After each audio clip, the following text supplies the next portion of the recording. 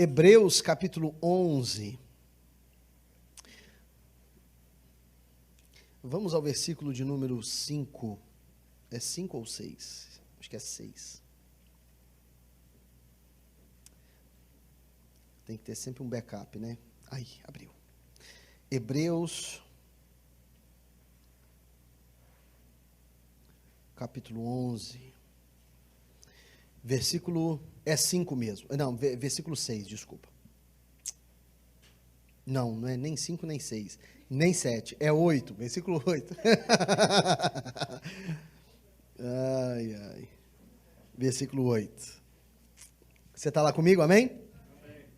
A palavra do Senhor diz assim: pela fé, Abraão, quando chamado, obedeceu a fim de ir para um lugar que devia receber por herança, e partiu sem saber aonde ia. Pela fé, peregrinou na terra da promessa, como em terra alheia, habitando em tendas com Isaque e Jacó, herdeiros com ele da mesma promessa. Porque aguardava a cidade que tem fundamentos. Quem aguarda aí uma cidade fundamentada? Amém? Aleluia. A qual Deus é o arquiteto e edificador. Meu Deus do céu. Deus ser o arquiteto e edificador. Ele é quem desenha e ele é quem põe um tijolo em cima do outro. Ele que está fazendo a coisa, amém? A Bíblia diz que se Deus não edificar a cidade, em vão trabalham os que a edificam. E se Deus não vigiar, em vão vigia a sentinela. Oxalá que seja uma prioridade na sua vida, que Deus não apenas seja o arquiteto dela, mas também seja o edificador, amém? Vira para quem está do seu lado e diga: Deus, deixa Deus arquitetar, deixa Deus edificar. Essa frase ficou tão bonita que você vai falar para quem está do outro lado também. Vira para quem está do outro lado aí e diga: deixa Deus arquitetar, deixa Deus edificar. Aleluia. Versículo 11. Pela fé também, a própria Sara recebeu o poder de ser mãe, não obstante o avançado de sua idade, pois teve por fiel aquele que lhe havia feito a promessa. Por isso, também já amortecido, saiu uma posteridade tão numerosa como as estrelas do céu e inumerável como a areia que está na praia do mar. Uau! Tremendo. Pai Celestial, obrigado pela tua palavra, fala conosco, ministra nos nossos corações, que possamos receber de ti inspiração e revelação nesta manhã, em nome de Jesus. Amém. Graças a Deus. Você pode se assentar. Deus abençoe você também que está na sua casa, acompanhando e cultuando a Deus conosco, que a palavra do Senhor possa atingir você aí também, te encontrar com o seu copo de café abençoado na mão, o seu... maravilha, né? Pedaço de pão tostado aí com requeijão, que Deus te abençoe aí, com aquela fatia de queijo fresco, aquela que você corta assim com goiabada por cima, que Deus te abençoe tirando o seu pão de queijo do forno aí, Deus te alcance!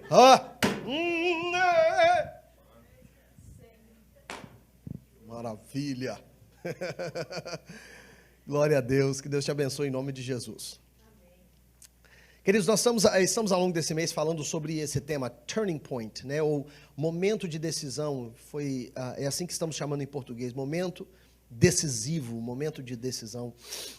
E estamos usando a história de Abraão, né, Abrão, que depois teve o seu nome mudado para Abraão, como um exemplo que nos mostra várias lições. E temos aprendido coisas lindas e gloriosas ao longo deste mês com a história desse que a Bíblia mesmo coloca como pai da fé, né? Um dos integrantes do hall da fama da Bíblia, né? Um dos heróis da fé no capítulo 11 de Hebreus. E o texto que lemos hoje fala de uma forma muito linda, mostrando a trajetória de Abrão, não com muitos detalhes, mas mostrando como foi o desfecho da história de Abrão, né? Aproveitando que a Jane teve que dar uma saída, eu vou contar isso aqui, mas vocês não falam para ela que eu falei, não. Ao longo desses 8 anos que eu estou casado com a Jane, amanhã a gente celebra 8 anos de casado, como os irmãos falaram aqui. E uma das coisas mais desafiadoras que Deus tem me dado força e me ajudado todo esse tempo, e continuará, é que a Jane não sabe assistir filme. A Jane não sabe assistir filme. A Jane assiste filme, nos primeiros 10 minutos do filme, ela já quer saber o final do filme e quer dormir. Não gosta, não é que ela não gosta, ela ama escolher filme para assistir, mas ela não gosta de assistir filme. Ela só não sabe disso ainda. Então, quando a gente começa a assistir filme, dá uns 10 minutos, aí ela começa a fazer perguntas, só que eu também estou assistindo o filme, eu não sei. Então, ela não se satisfaz com as minhas respostas. Aí, o que ela vai? Ela vai no Mr. Google, coloca o filme no Google, lê o final do filme e dorme. Dorme em paz, tranquila. O que a gente leu em Hebreus é basicamente isso, é você ler o finalzinho do filme, sabe? Quando você faz o spoiler, você sabe como é que o filme termina, você sabe como é que a história de Abrão termina. Em Hebreus dá a versão curta, né? Hebreus dá a versãozinha curta, que a gente sabe que no final ele alcança a promessa, os seus descendentes se tornam mais numerosos, e tudo isso acontece de forma gloriosa, assim como Deus havia prometido. Porém, para você saber o contexto de tudo, as dificuldades e os testes que Abraão passou, você tem que ler a sua história. E nós temos, na trajetória de Abraão, nós temos aprendido algumas coisas maravilhosas, porque temos visto que Deus usa de momentos decisivos para provocar uma reviravolta nas nossas vidas. E foi assim com Abraão. Abraão foi chamado por Deus de uma forma surpreendente, e esse chamado colocou uma chama de devoção ao Senhor no coração de Abraão, que transformou o seu caminhar. Sabe momentos na sua vida que você sabe que foram momentos transformadores? Muitos de nós que estamos aqui, o momento transformador na nossa vida foi decisão de vir para outro país, né?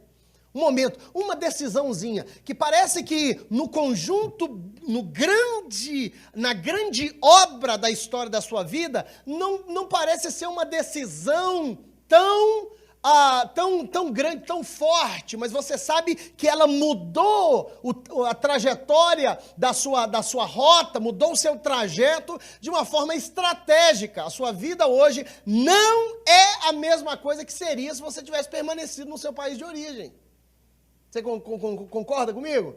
Eu e minha família, por exemplo, vim para cá junto com os meus pais, eu tinha 10 para 11 anos de idade, viemos aqui para ficar 6 meses. 22 anos depois, eu tenho 2 filhos americanos. Você entende o que eu estou querendo dizer? Uma decisãozinha que alterou o curso da minha vida inteira. Alterou o curso da minha vida. Se você que está tentando fazer matemática para descobrir minha idade, você esquece disso, esquece desse negócio. Alterou o curso da minha vida. São decisões importantes, decisõezinhas importantes, que algumas delas estão disfarçadas de coisas corriqueiras.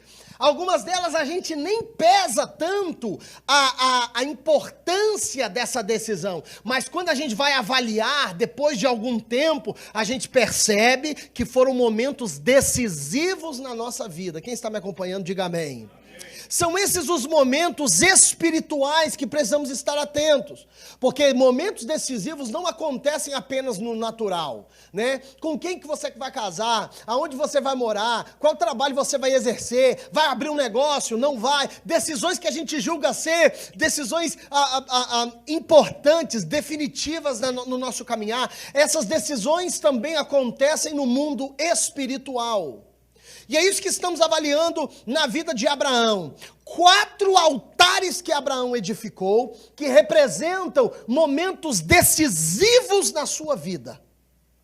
E por que a gente está abordando o altar? Porque esse altar fala de devoção, adoração, dedicação, senhorio, fala de domínio do Senhor, fala de entrega, fala de sacrifício, porque altar sem sacrifício é...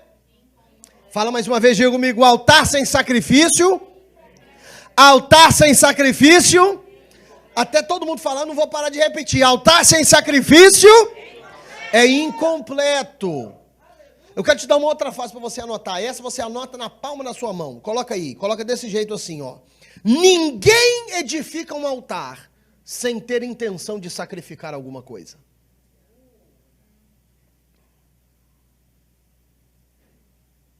Ninguém edifica um altar sem a intenção de sacrificar alguma coisa. Pelo menos não deveria. E o que acontece muitas vezes é que estamos edificando nas nossas vidas altares que são meramente ilustrativos. Altares decorativos. E nas nossas vidas nós temos que tomar o cuidado de não permitir que o altar que edificamos ao Senhor permaneça sem sacrifício. Quem está me entendendo, diga amém. Amém? Então, vendo a história de Abraão, nós identificamos 4 altares que ele edificou. Primeiro, o altar do louvor, Gênesis capítulo 12, versículo 7. Cujo sacrifício é obediência. No seu chamado ele obedece a Deus de uma forma muito radical, sem saber para onde ia, sem saber como o cumprimento da sua promessa se daria. Ele obedece ao Senhor e por conta da sua obediência Deus honra Abraão. O segundo altar em Gênesis capítulo 12, versículo 8, é o altar da presença. Aonde ele mostra que a prioridade dele era a presença de Deus, aonde ele mudou para uma outra região e ao edificar a sua tenda ali, ao fazer o seu lar ali, ele coloca como prioritário na sua lista de prioridades edificar um altar ao Senhor. Por quê? Porque nós não, o que isso nos ensina melhor? Nos ensina que nós não podemos firmar a nossa habitação, o nosso lar, o lugar que estamos instalados sem antes fazer um altar ao Senhor, sem antes dedicar aquilo ao Senhor. Nós não podemos chamar o lar de lar sem que tenha um altar ao Senhor. Não podemos chamar nossa empresa de nossa sem edificar um altar ao Senhor. Você não pode ir trabalhar sem ter um altar ao Senhor no seu lugar de trabalho. Você não pode ir para a escola e estudar sem dizer na sua escola e declarar com os seus lábios: esse lugar pertence a Deus, a minha vida pertence ao Senhor. É uma afirmação de prioridade. Aonde eu vou, Deus vai adiante de mim na minha retaguarda, à minha direita e à minha esquerda. Deus está comigo e eu não abro mão. Se para ir em algum lugar Deus tem que me deixar, eu deixo de ir. Quem sabe que Deus não entra em qualquer lugar? A gente sabe que a presença onipotente dele está em todo lugar. Mas quem sabe que a presença manifesta do Senhor não entra em qualquer lugar? Hello? O pessoal ficou lá fora na neve, verifica a porta ali para mim. Quem sabe que a presença manifesta de Deus não entra em qualquer lugar? Tem lugar, meu irmão, que para você entrar, Deus tem que ficar na porta. Vale a pena? Diga presença, primeiro. Diga presença, primeiro. Diga mais forte, diga presença, primeiro. O resto é depois, meu irmão. Por isso que Jesus ensina, Mateus 6,33, buscai em primeiro lugar o reino de Deus e a sua justiça. O demais vem depois, é consequência. Presença primeiro, depois dinheiro. Presença primeiro, depois empresa. Presença primeiro, depois bens materiais. Presença primeiro, depois carro. Presença primeiro, depois amigos. Presença primeiro, depois família. Presença primeiro. Quem está entendendo? Amém? O terceiro altar que ele edifica é o altar da paz. Gênesis capítulo 13, versículos 14 a 18. Quando dá uma confusãozinha entre os pastores de Abraão e os pastores do seu sobrinho Ló, a Bíblia diz que Abraão vira para Ló e fala: Ló, não tem condição da gente ficar junto mais, escolhe um lugar para você ir. Ló levanta o olho assim e vê um lugar florido, grama, tudo verdinho, bem regado, coisa linda, cidade, metrópole, tudo e tal, economia bombando, aquele negócio maravilhoso, sabe, igual a região metropolitana de Conselheiro Pena, mais ou menos, Conselheiro Pena e região, sabe, aquele lugar tudo bombando, aquela coisa linda. Aí Ló levanta o olho e fala: não, é para lá que eu quero ir. Abraão não pensa duas vezes, fala: Ló, vai com Deus, eu vou para cá para o deserto. E lá ele edifica um altar. Um altar, que altar é esse? É o altar pela paz. Porque Abraão era agente de paz. Mas qual é o sacrifício no altar de paz? É dependência. Porque às vezes, para obter paz, você tem que aparentemente ceder. E só cede quem depende do Senhor. Abraão deixou claro que ele não precisava ir para um lugar aparentemente mais favorável para buscar coisas. O que ele precisava era se manter com o coração limpo para manter Deus por perto. Ló visou aquilo que aparentava ser bom. Abraão visou o relacionamento com o Senhor. Quem está me entendendo?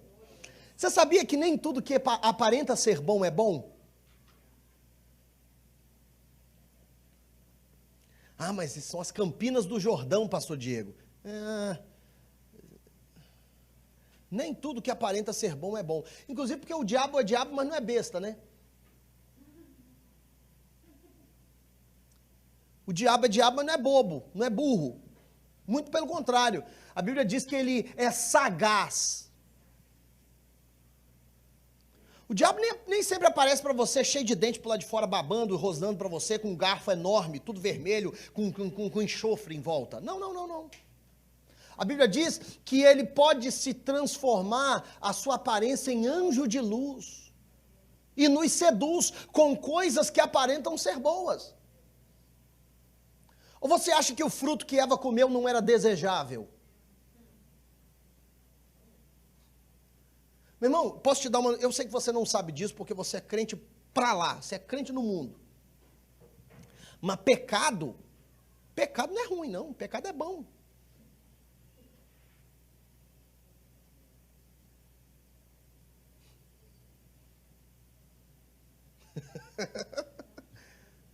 Quem está me entendendo?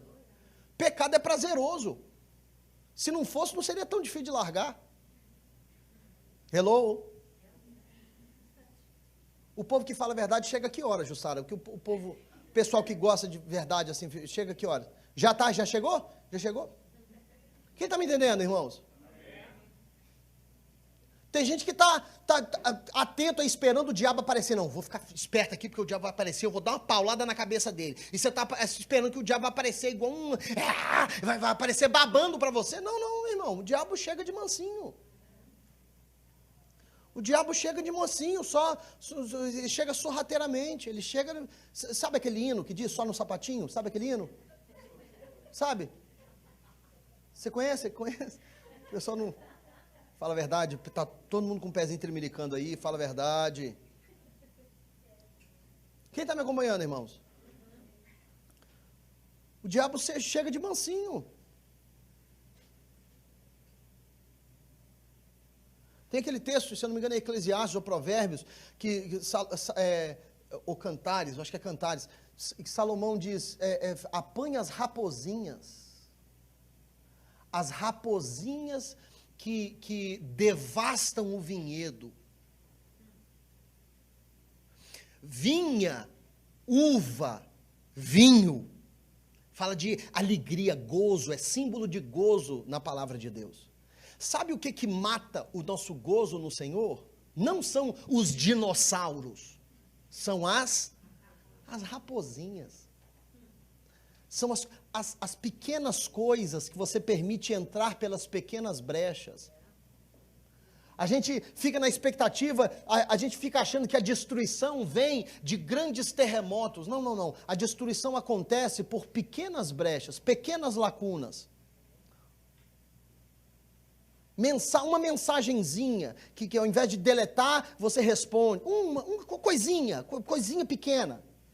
Ixi, é para... Quem está me acompanhando, irmãos? Amém. São as raposinhas, as pequenas coisas.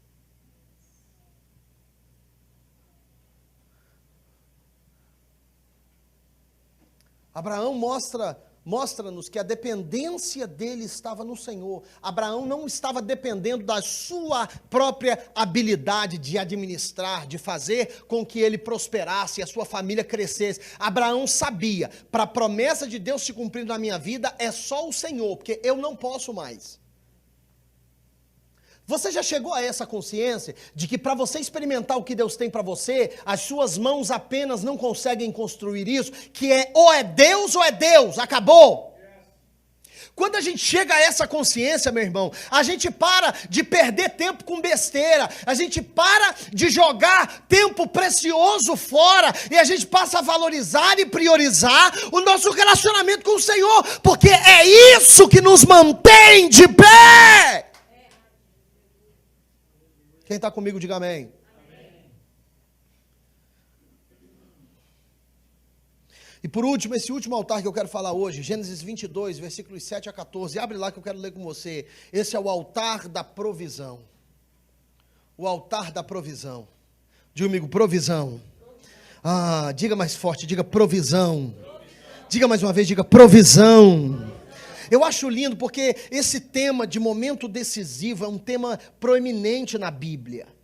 Muitas pessoas tiveram decisões importantes que mudaram o curso de não apenas das suas vidas, mas também de pessoas ou situações no seu entorno, no seu contexto.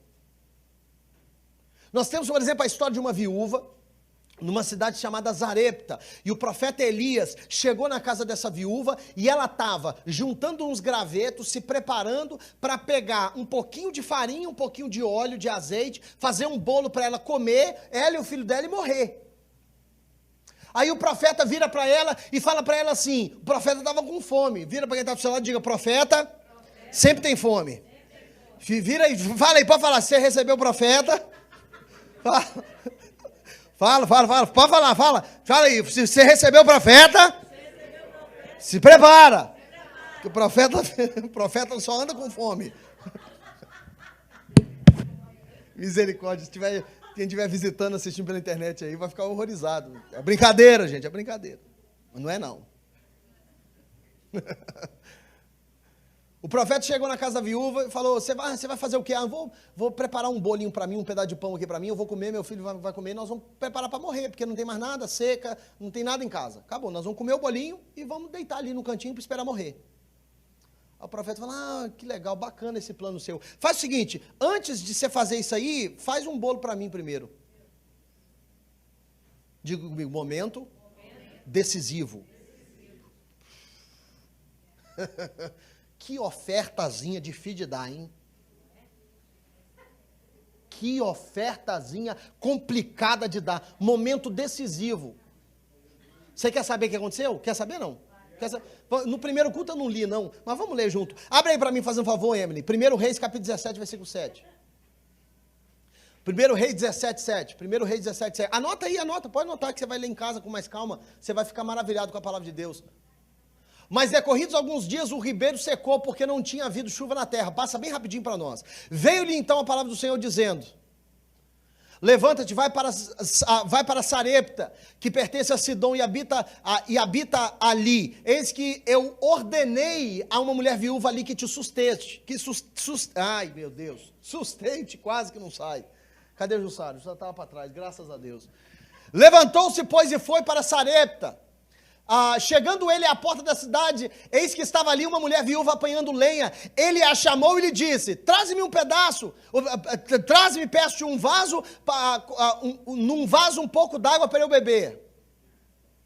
Quando ela ia buscar, ele a chamou e disse, traz também um bocado de pão contigo.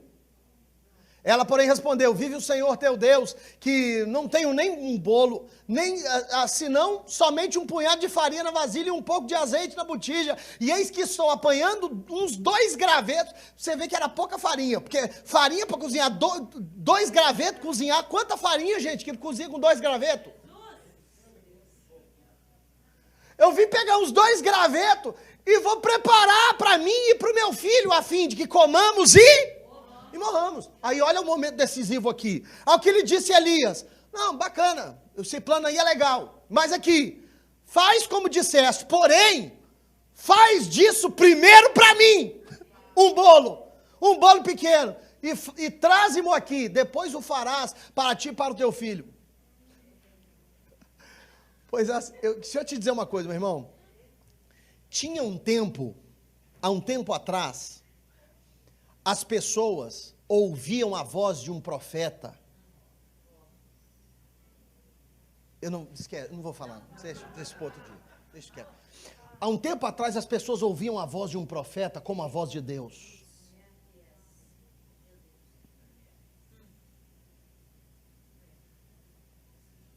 Quando que a voz do profeta deixou de ter peso? No coração do povo que ama o Senhor.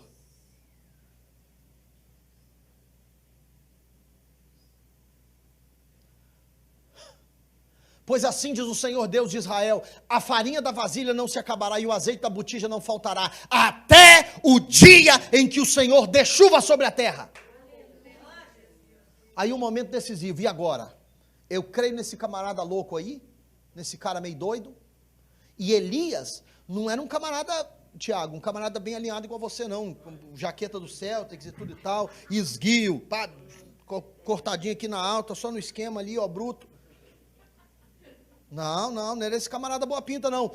Elias apareceu em cena do nada, ninguém sabe de quem ele era filho, de onde veio, de onde nasceu, ninguém sabe nada dele. Elias aparece e a Bíblia descreve Elias, que ele era um camarada cabeludo, usava um cinto esquisito, e o camarada meio doido, aparecia do nada, aparecia na presença do rei, falava que não ia chover, aí depois aparecia de novo, falava que ia chover. Um camarada meio louco, meio doido.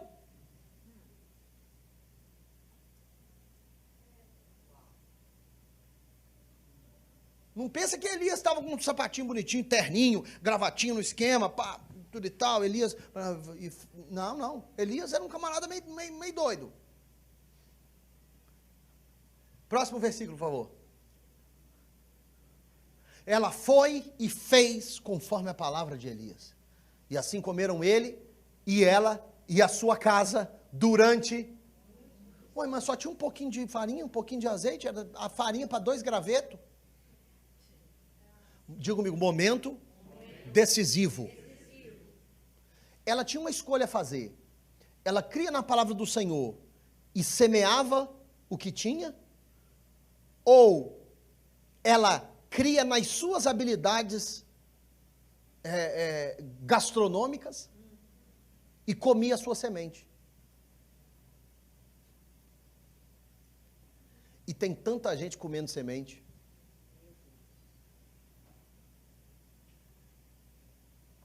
Digo, meu momento decisivo.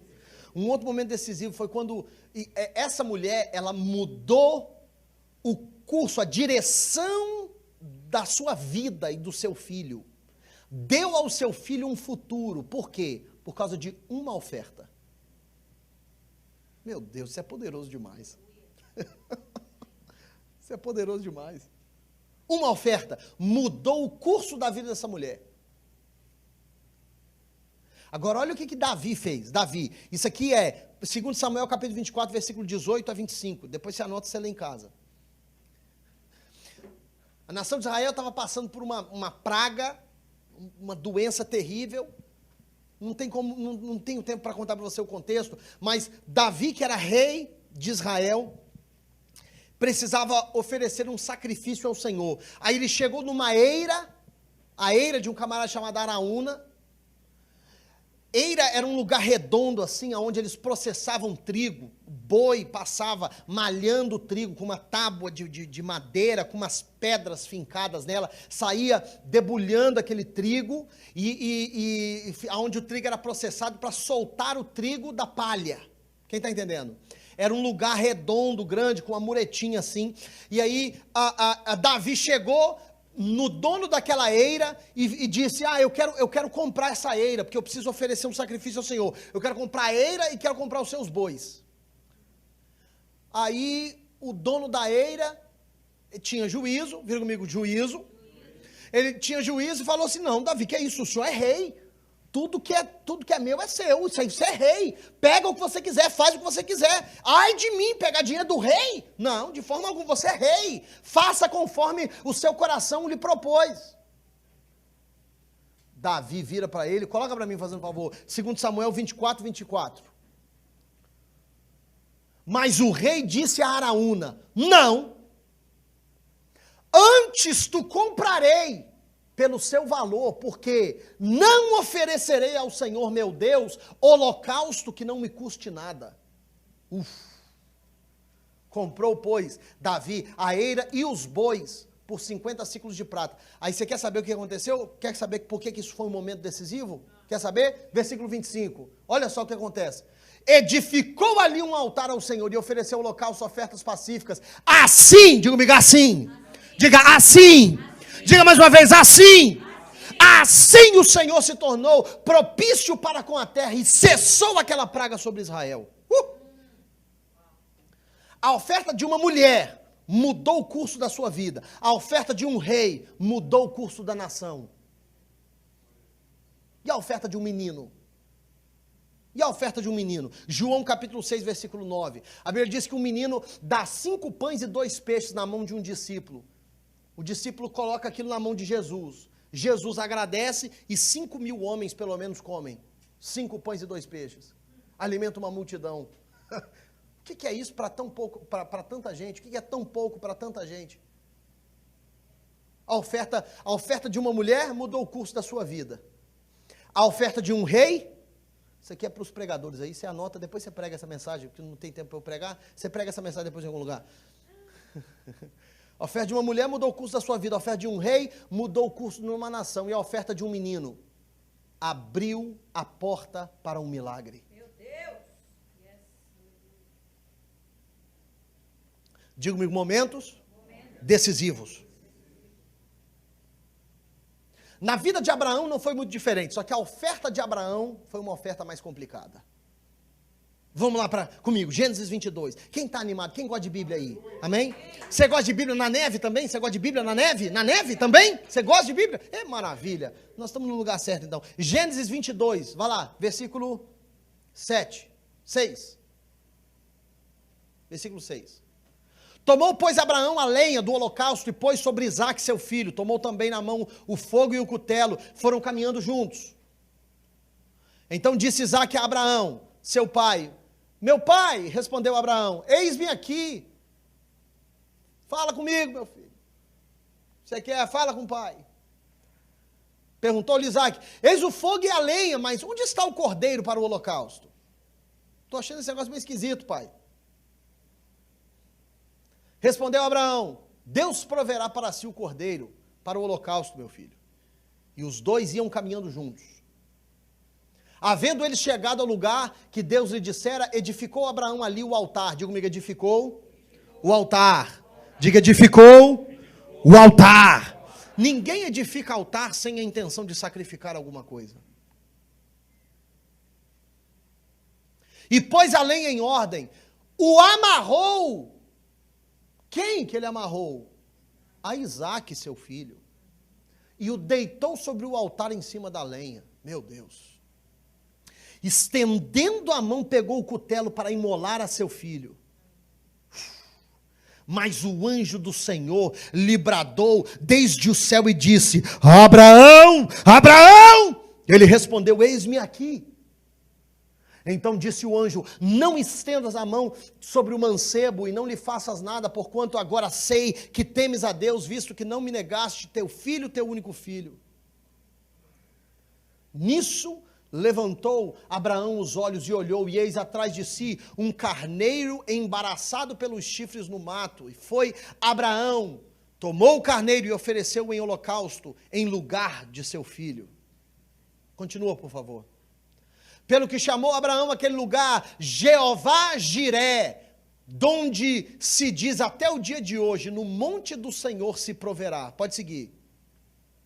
Então o anjo do Senhor bradou a Abraão pela segunda vez desde o céu e disse, por mim mesmo jurei, diz o Senhor, porquanto fizeste isto, porque você fez isso, diga comigo, porque você fez isso.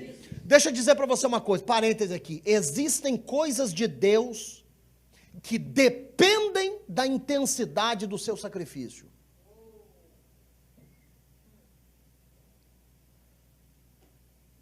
E eu não estou dizendo salvação, não. Salvação é de graça. Mas é a única coisa que é de graça. Quem está entendendo? Quem está entendendo? No grupo pequeno a gente falou um pouquinho sobre isso na semana passada. Eu vou dizer para você uma coisa, olha só que coisa interessante. Coisas excelentes não entram na promoção. Não entram. Não entra. Você vai no armarinho do Zé ali na esquina, o negócio está $15, você fala que você paga 12, você até pega. No armarinho do Zé você pega. Agora entra na loja da Rolls Royce e pede lá um desconto. Entra, para as irmãs aí, entra numa loja da Louis Vuitton e pede um desconto numa bolsa. Pede um desconto. Ah, quanto que é a bolsa? É $7.500. Ah, não, mas eu pago à vista. Eu recebi uma pessoa do Brasil um tempo atrás que queria ir na loja da Apple. Né? No Brasil eles falam Apple. Ah, quero ir na Apple. Vai na Apple e tudo e tal. Aí foi lá, olhou o telefone, eu quero comprar esse telefone aqui. Quanto que é? Ah, é 1.000 sei lá quantos dólares no telefone, é um absurdo. Ah, não, mas fala que eu vou pagar à vista, fala que eu pago à vista. Oi, minha filha, você não está no Brasil. Você não está no Brasil, você pode pagar com o seu rim aqui, vai ser a mesma coisa. Você não está no Brasil. Coisa excelente não entra na promoção. Não tem esse negócio de você comprar o Rolls Royce por atacado. Não, meu irmão, você vai pagar o preço. Excelência tem um preço. Você quer o que é excelente? Não tem Black Friday para excelência. E tem muita gente querendo pechinchar com Deus. Tem coisas que você só experimenta com Deus, existem experiências, ouça isso, meu irmão, existem experiências com Deus que dependem da intensidade do seu sacrifício. Cadê os amém? O pessoal do amém foi embora aí? Amém? Porquanto fizeste isso, não me negaste teu filho, teu único filho,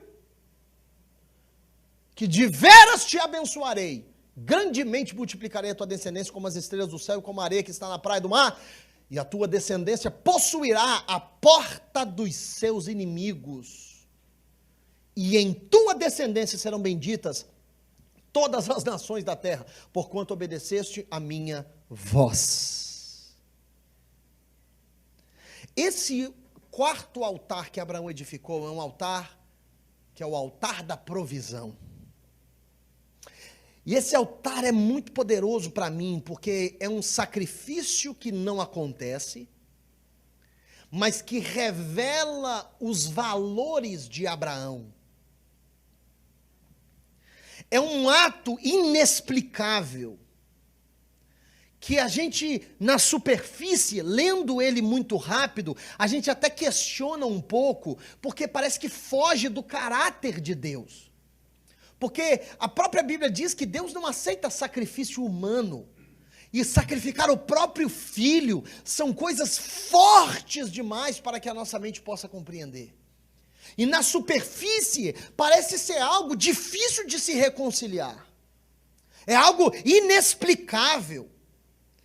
Mas a intenção do sacrifício era o que Deus estava procurando.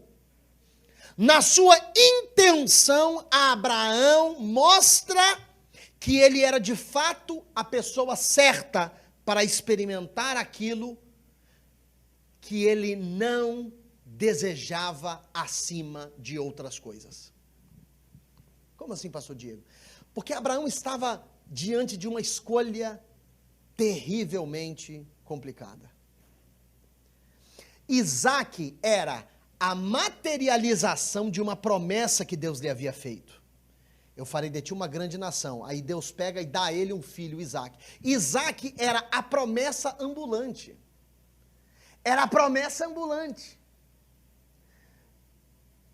Abraão estava ali com Isaac. Quando bebezinho, Abraão pegava a promessa no colo. Abraão trocava a fralda da promessa. Abraão ensinou a promessa a andar. Abraão ensinou a promessa a andar de bicicleta. Abraão ensinou a promessa a fazer um carrinho de rolimã. Abraão ensinou a promessa a soltar pipa. Abraão ensinou a promessa a soltar bolinha de gude. Abraão conviveu com a promessa. Isaac era a promessa. Aí Deus vira para Abraão e fala: Abraão, eu quero o seguinte, escolhe agora. Ou a promessa sem mim, ou eu sem a promessa. O que é que você quer? E Abraão mostrou para Deus que o que ele desejava acima de todas as coisas não era a promessa, era o Deus da promessa. E isso é o que às vezes pecamos tanto, buscamos tanto as bênçãos, buscamos tanto o favor, buscamos tanto as dádivas do Senhor, que às vezes nos esquecemos do Senhor das dádivas, nos esquecemos do Senhor do favor e nos esquecemos do Deus da bênção. Deus não queria alguém que sacrificasse tudo pela promessa. Ele queria alguém que sacrificasse tudo pelo Deus da promessa. E existe uma diferença grande com relação a isso.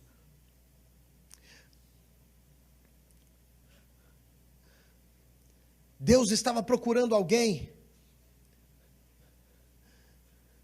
que podia confiar nele acima do seu próprio desejo de viver aquilo que Deus mesmo lhe havia prometido. E Abraão entendeu que a promessa de Deus não era o seu direito, era na verdade um privilégio para aqueles que amam a Deus mais do que as suas promessas. Eu pergunto para você, meu irmão, será que amamos a Deus mais do que as suas promessas? Será que amamos a Deus mais do que as suas dádivas? Será que amamos a Deus mais do que o que Ele tem para nos oferecer?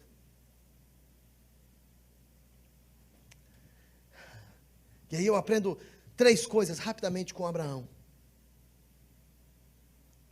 A primeira é que Abraão obedeceu a Deus, a ordem inesperada de Deus, porque ele, primeiro, confiava na promessa e sabia que Deus era bom e confiável.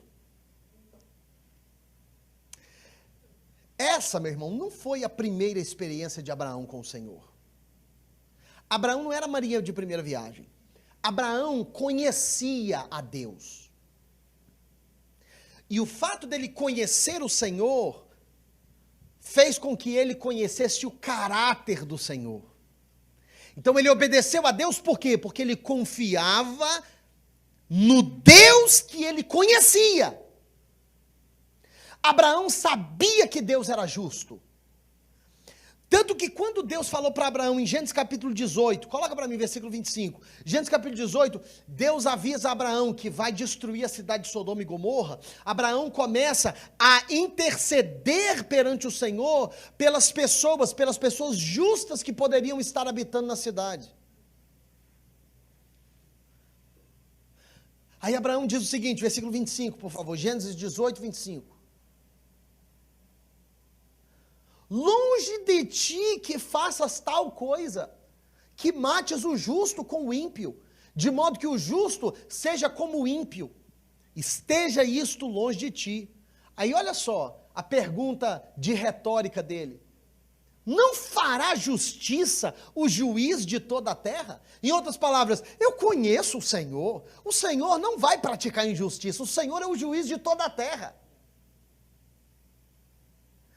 E esse é a conversa de Abraão com Deus, onde Abraão fala, Senhor, se tivessem 100 justos na cidade, o Senhor destruiria a cidade? Não, não destruiria. Se tivessem 50, destruiria? Não, não destruiria. Se tivessem 10, o Senhor destruiria? Não. Se tivesse um justo, o Senhor destruiria? Não, Abraão, não destruiria. Se tivesse um único justo, eu não destruiria.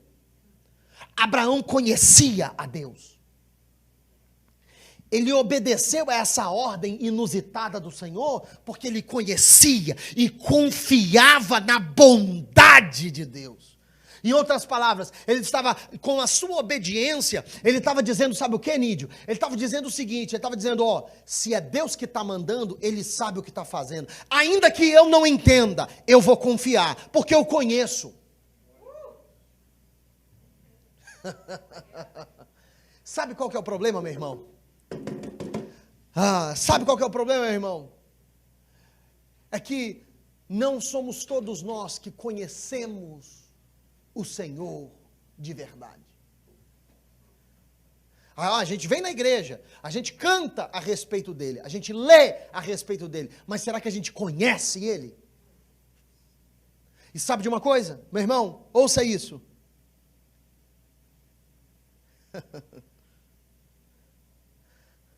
A indisponibilidade de sacrificar é um sintoma de quem não tem relacionamento.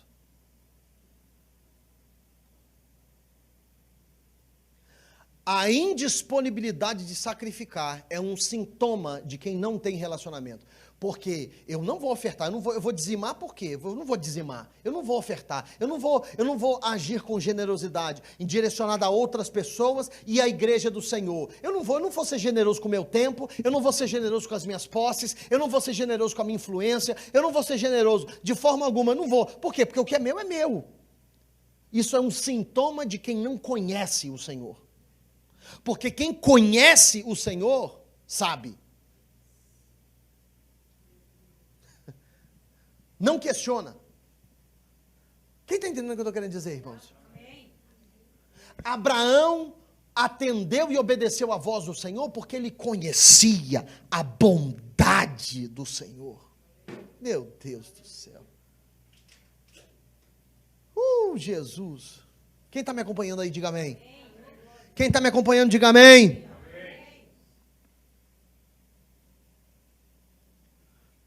Disponibilidade de sacrificar estava diretamente conectada ao fato de que ele conhecia, ele tinha um relacionamento com o Senhor.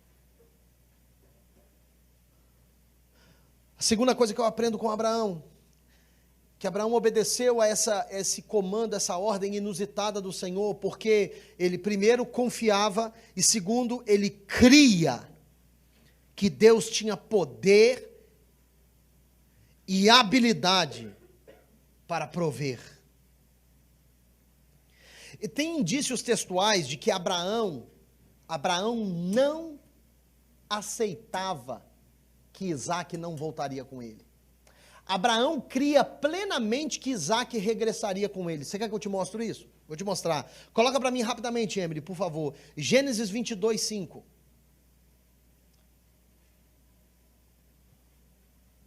Abraão estava com 2 servos, e ele disse para os seus servos, e disse Abraão aos seus moços, ficai-vos aqui com o jumento, e eu e o mancebo, eu e Isaac, iremos até lá, depois de adorarmos, o que diz?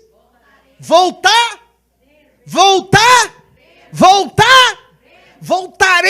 Sabe o que é voltaremos? Voltaremos é a primeira pessoa do plural. Nós voltaremos. Ou seja, não é eu voltarei. Não. Voltaremos, nós dois. Isaac vai comigo. Quem está me entendendo, queridos? Quem está me entendendo, querido? Olha a fé desse cara. Ele foi para o monte, Tiago, decidido a obedecer a voz de Deus. Ele estava tão decidido que se Deus não tivesse bradado na terra, ele teria matado o seu filho. Decidido, mas crendo incondicionalmente que o filho dele ia voltar junto com ele. Como que você reconcilia essas duas coisas? Quem está entendendo?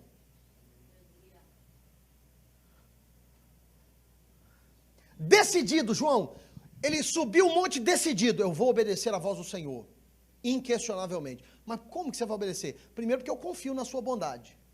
Segundo, eu creio que ele é poderoso para prover. Então eu vou sem problema. Aí com os moços dele, vem cá, Ronan, rapidinho. Vem cá, Daniel. Vem cá, Tiago, vem cá. Vem cá, Diego. Vem cá, Tiago. Isso. Vem cá. Vem cá, fica aqui, vem cá. Isso. Vem cá, Tiago. Isso, vira aqui assim, isso, garoto. Isso, maravilha, vem cá. Aí, ó, é o seguinte, vocês me aguardam aqui, que eu vou subir lá com o menino. Não, esse menino tá grande demais, vem cá. Eu vou subir lá com o rapaz, vou subir com o rapaz lá. Depois que a gente terminar de adorar, a gente volta. A gente volta e encontra com vocês aqui. Vocês fiquem aí com o jumento, fica com o jumento aí, cuida do jumento. Nós vamos ali adorar e daqui a pouco a gente volta. Você vai fazer o que, Abraão? Vou adorar. Vai adorar como, Abraão? Sacrificando ao Senhor. Porque adoração é sacrifício. O que você vai fazer, Abraão? Eu vou edificar um altar. Abraão, ninguém edifica altar sem a intenção de sacrificar alguma coisa. Não, mas eu tenho intenção de sacrificar. Eu não vou deixar o meu altar incompleto, não. O que completa o altar é o sacrifício. Mas você vai sacrificar o que, Abraão? Vou sacrificar Isaac. Mas como que você vai voltar com Isaac depois de sacrificar? Não, não se preocupa com isso não. Deixa que Deus se preocupa. E depois que eu adorar com ele, a gente volta. Quem está me entendendo, irmãos? Você pode dar um aplauso ao Senhor?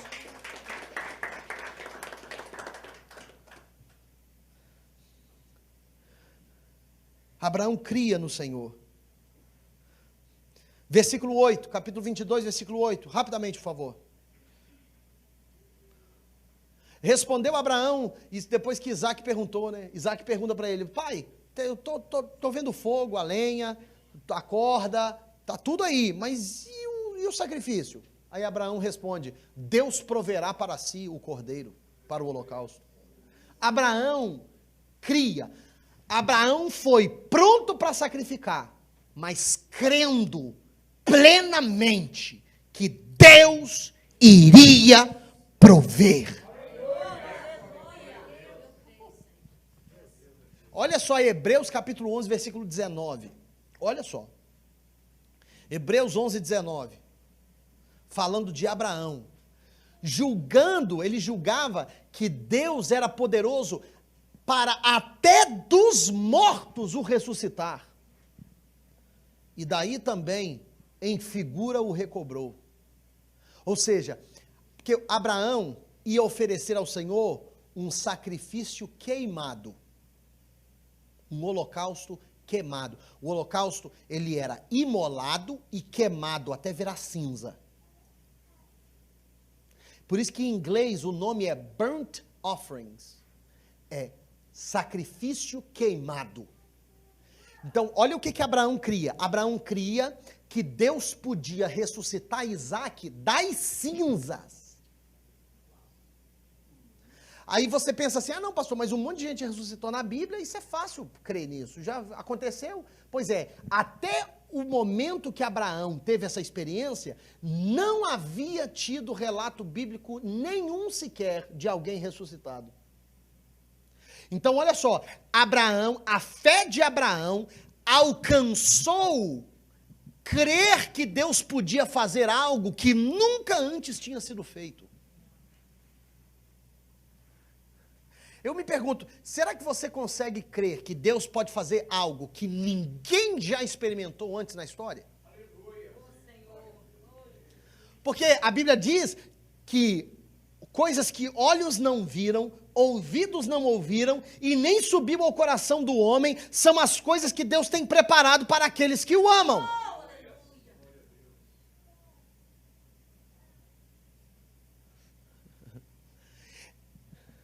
É por isso que alguns de vocês têm dificuldade de falar um para o outro o que vocês creem que o Senhor pode fazer, porque você não tem exemplo, porque nunca foi feito antes. São as coisas que Deus tem preparado e colocou no teu coração, e depositou um sonho na sua alma, e colocou um desejo no teu espírito, uma chama que arde no seu interior.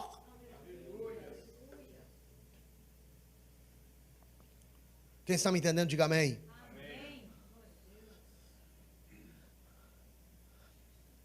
O que é poderoso a respeito, eu termino com isso, é que primeiro Abraão obedeceu ao comando inusitado do Senhor, porque ele confiou na bondade e na promessa, porque ele conhecia o Senhor. Segundo, ele obedeceu porque ele creu no poder e na habilidade do Senhor de prover. Terceiro, eu quero explicar para você agora por que Deus fez um pedido que aparentemente é tão contrário à sua natureza. Por quê? Você já se perguntou isso? Por quê?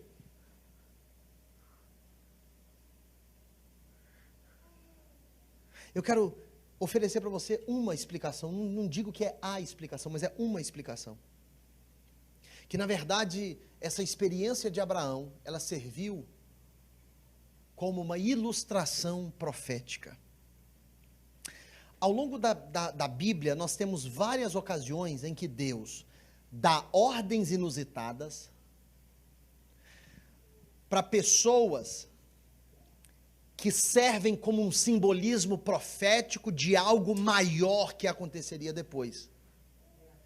É como se Deus colocasse uma miniatura na história de algo maior que aconteceria. Você está me entendendo?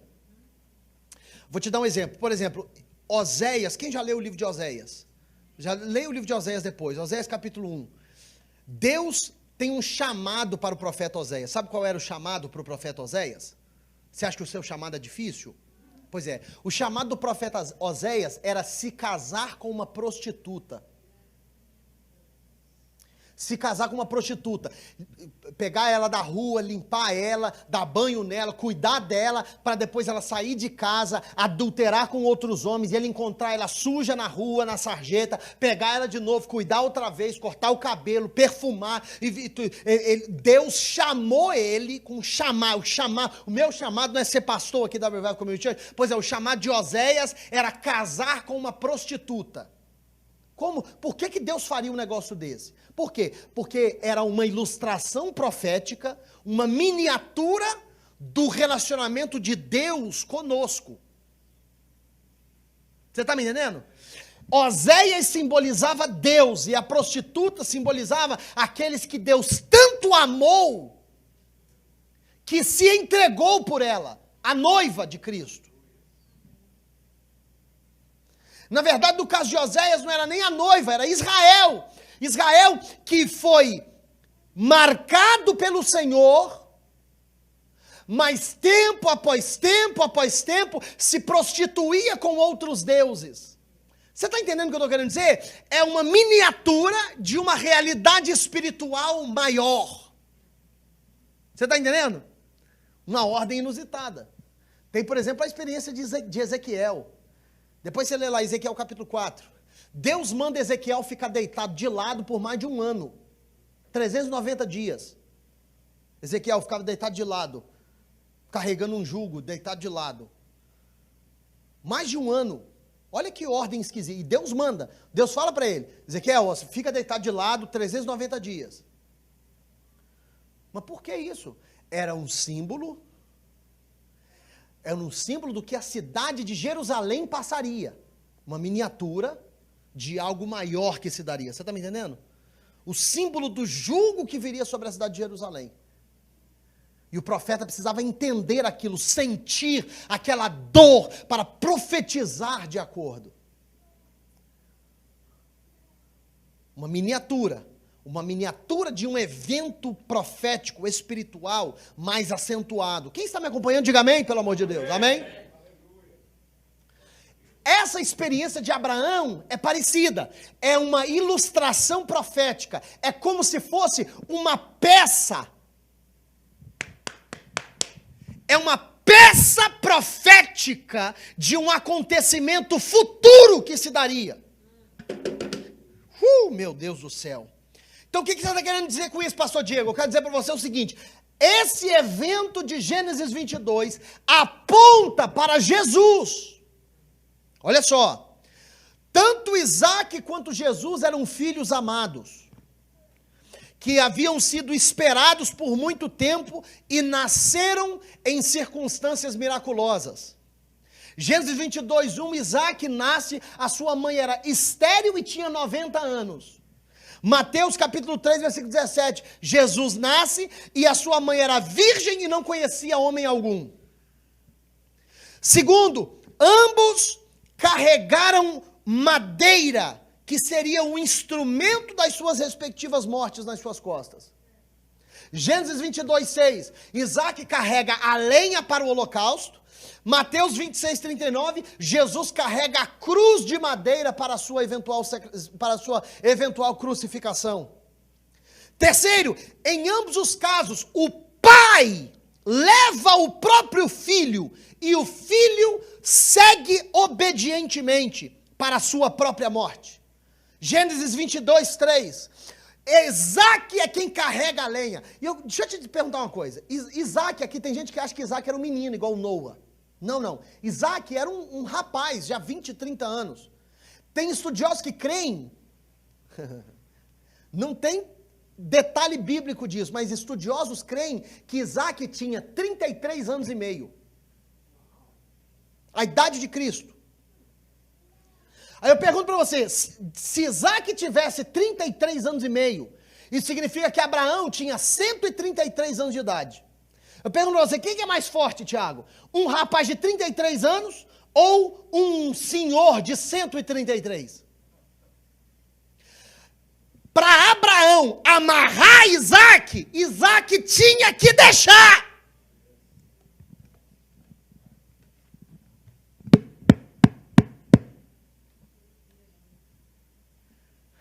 Jesus. Ambos os pais levam seu filho e ambos os filhos obedientemente se entregam. Você acha que Jesus não tinha poder para poder se desvencilhar daquelas algemas? Não tinha poder para se desvencilhar daqueles cravos? Não tinha poder para descer naquela cruz e punir todos aqueles que zombavam dele? Ele permitiu por amor.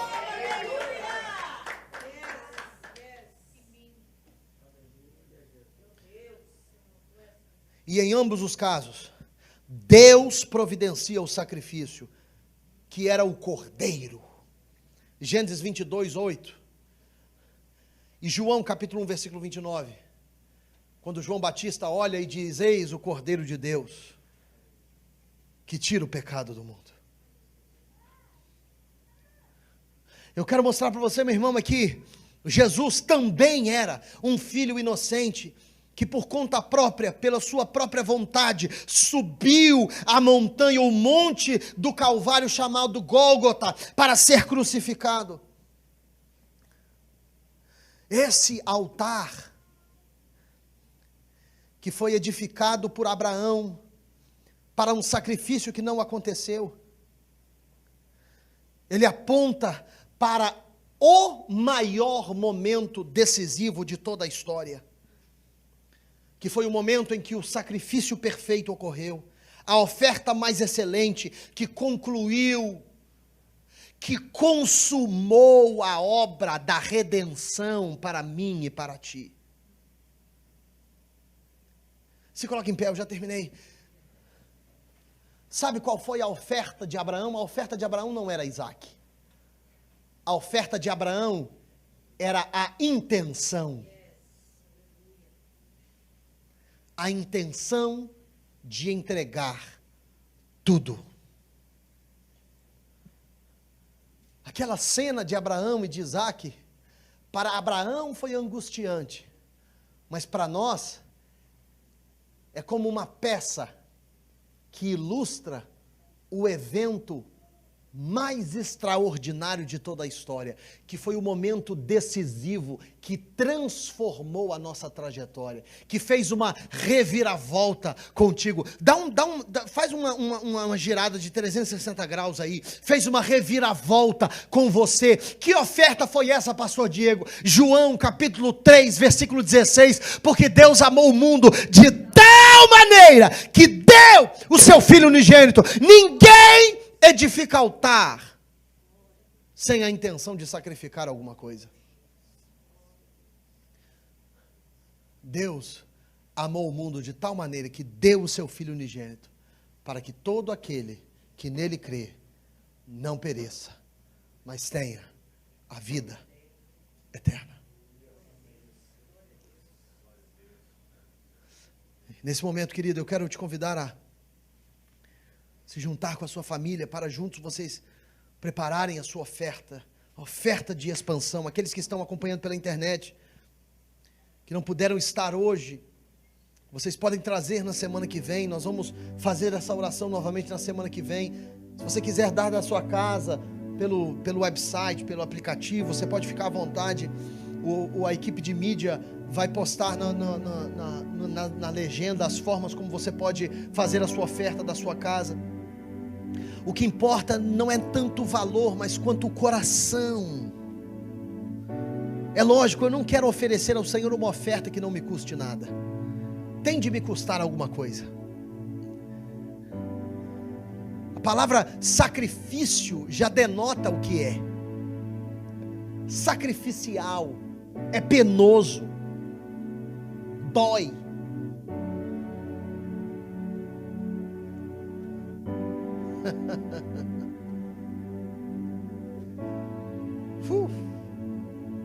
Meu Deus.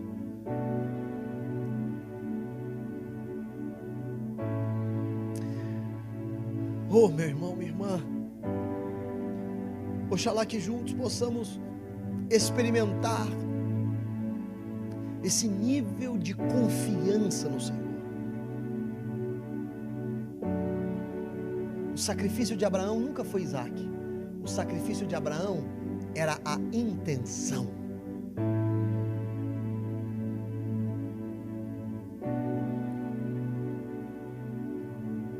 E a sua atitude foi tão poderosamente recompensada pelo Senhor, porque Abraão, naquele instante,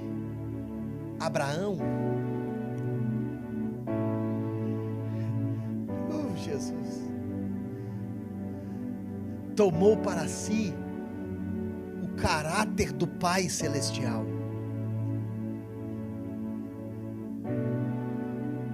Não é qualquer um que pode simbolizar o Pai Celestial. Abraão tomou para si este papel.